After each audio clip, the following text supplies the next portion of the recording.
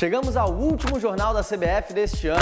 Nessa edição, vamos relembrar os campeões brasileiros e também os melhores quadros de 2013. Não sai daí não, quem escolhe o quê e quando vai ver é você.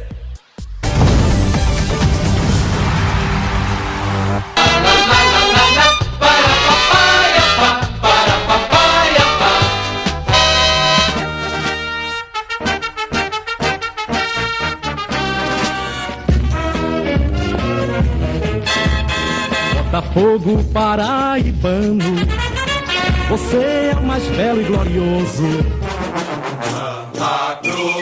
Santa Cruz, junta mais esta vitória. Quando surge o alviverde imponente, no gramado em que a luta o aguarda. Existe um grande clube na cidade, que mora dentro do meu coração. Eu vivo cheio de vaidade, pois na realidade é um grande campeão. Nos gramados de Minas Gerais, temos páginas heróicas e imortais. Cruzeiro, Cruzeiro querido, tão combatido, jamais vencido. Um dos quadros mais elogiados deste ano foi com um cara que adora contar histórias. Não podia ser diferente. Histórias de um Brasileirão com Ricardo Rocha.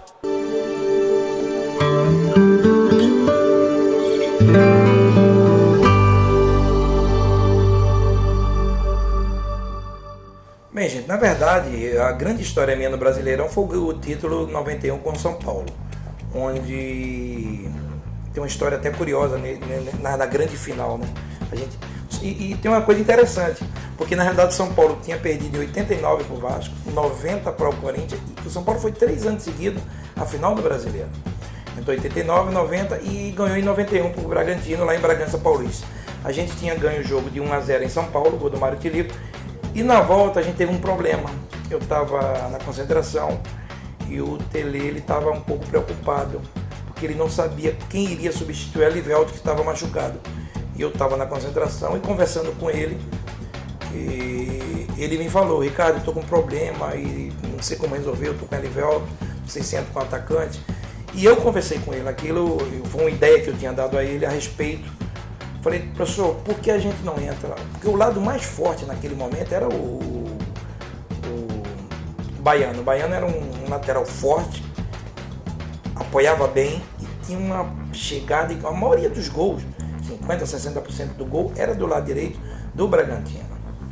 Aí eu falei: por que a gente não bota o Cafu na ponta esquerda e traz o Zé Teodoro, que é um jogador experiente, já que poderia jogar?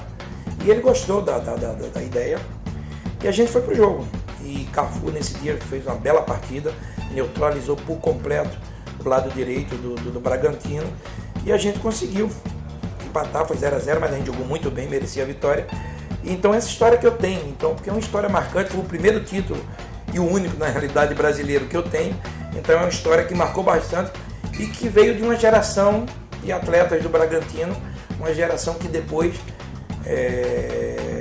como a minha também, Raí, Miller, todos jogadores, então essa geração ela veio junto e alguns campeões do mundo também comigo. Então foi muito bom a gente ter participado daquele jogo, ter jogado, ter sido campeão, porque tu imagina, 3 anos vice-campeão, então o São Paulo mereceu e tem uma história muito boa. Não história, se você prestar atenção, a arrancada do São Paulo para o mundo, ela começa no título brasileiro de 91.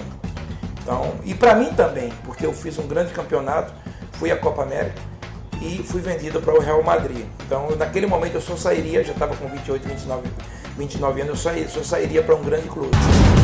No Contos da Bola vamos reprisar uma história que emociona qualquer um. O dia em que um campeão mundial foi resgatado por jornalistas. Leandro Canônico conta pra gente.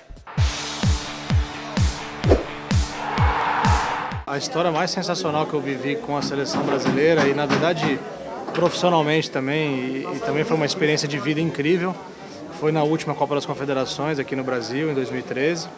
O Brasil tinha acabado de estrear contra o Japão, tinha vencido 3-0. E depois do trabalho, depois da zona mista, das coletivas, a gente se reuniu, os jornalistas mais próximos, assim, de vários veículos, a gente se reuniu numa churrascaria em Brasília, estávamos comendo e tal, quando de repente um amigo meu do meu trabalho, do Globoesporte.com, Marcelo Baltar, me ligou e falou assim: ó, Leandro, o Altair, campeão de 62, sumiu em Brasília, está sumido, ele tem mal de Alzheimer. Ele estava numa excursão de alguns jogadores serem homenageados numa exposição aqui em Brasília, e ele sumiu, se perdeu do grupo um pouco antes do jogo, já está aí há quase 10 horas desaparecido. Aí eu falei: pô, cara, como é que a gente acha ele? Não tem como achar, tal, não sei o que lá. Eu falei: sobe uma notinha aí, vê com a redação o que tem que fazer, e depois procura, liga pra polícia e vê. Ele ficou ligando pra polícia, não tinha informação nenhuma.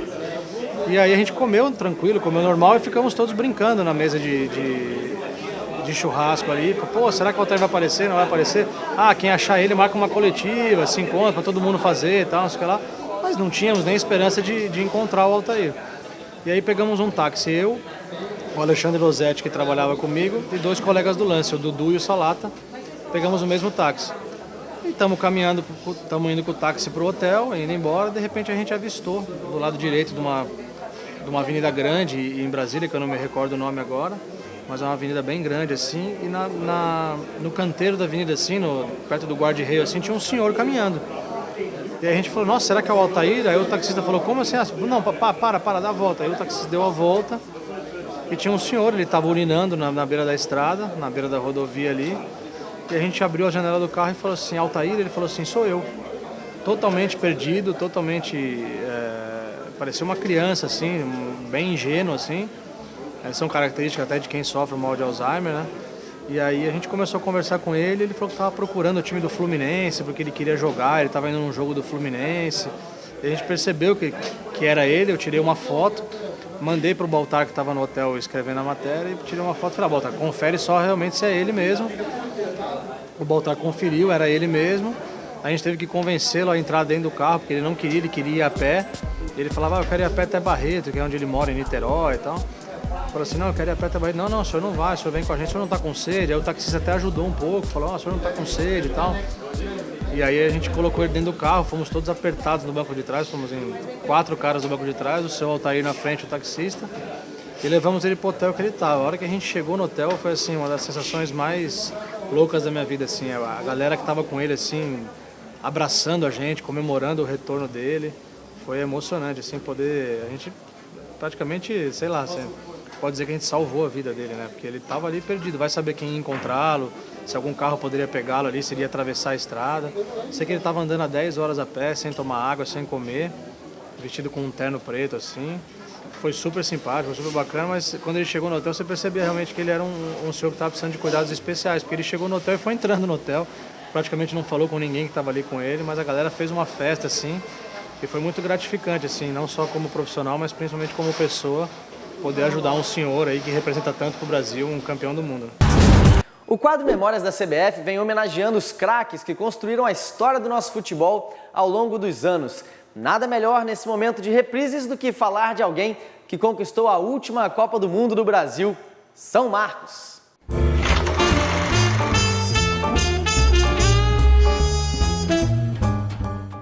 30 de novembro de 1999, o Palmeiras perdia o Mundial de Clubes para o Manchester United da Inglaterra, lá no Japão.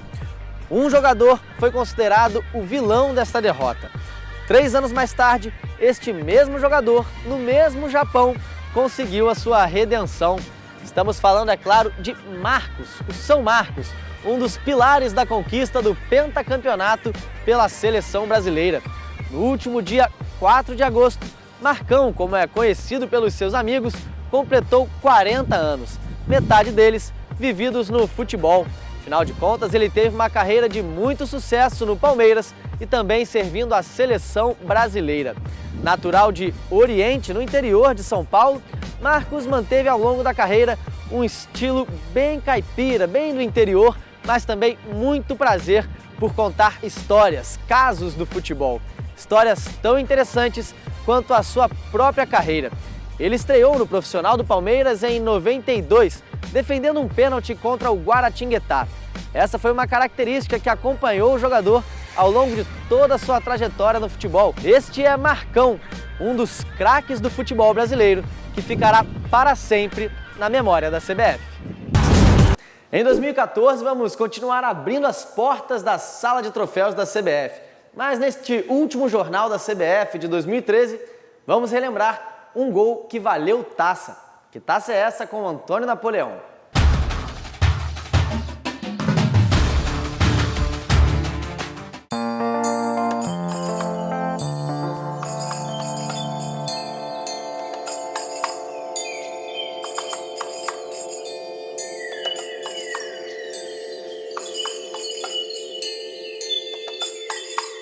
Hoje vamos falar sobre essa peça. É uma peça emblemática entre as conquistas da seleção brasileira. Ela é da Copa de 58, do jogo Brasil 1, Paris-Gales 0.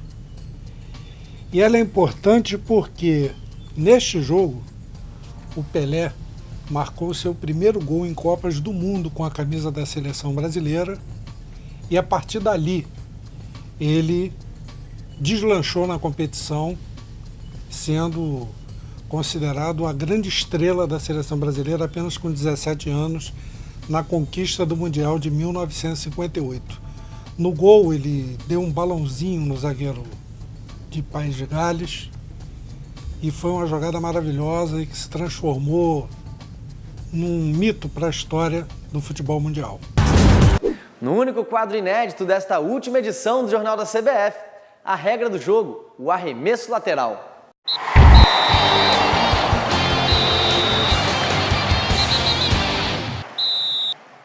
Regra 15, o arremesso lateral. Procedimento para o arremesso lateral.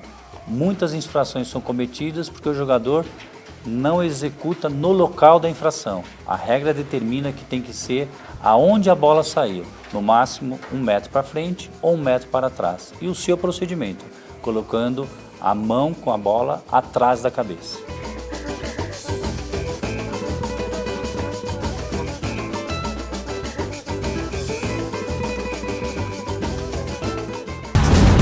Este foi o último jornal da CBF desse ano. Eu convido a você, internauta, para ficar de olho na retrospectiva que irá ao ar na próxima semana. Eu fico por aqui. Boas festas, um bom final de ano, Feliz Natal e um Feliz Ano Novo para você. Valeu!